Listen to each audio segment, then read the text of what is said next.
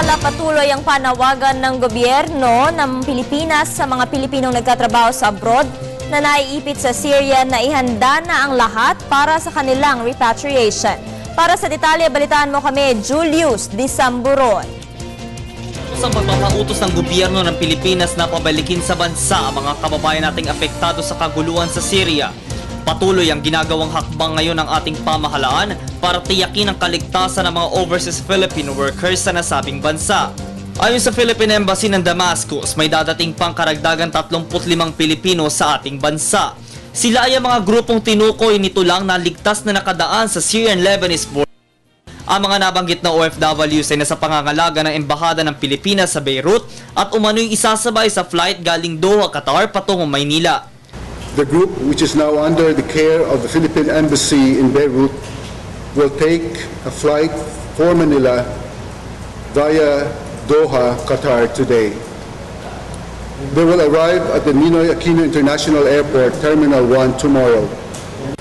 We would like to assure them once again that they will be given assistance. Darating ang nasabing grupo ngayong Biyernes alas 11 ng gabi oras sa Pilipinas, lula ng Qatar Airways Flight QR644 at inaasahang lalapag sa Ninoy Aquino International Airport Terminal 1.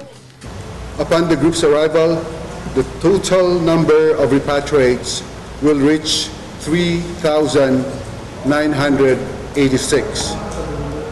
Another 123 Filipinos have been granted exit visas by Syrian immigration authorities.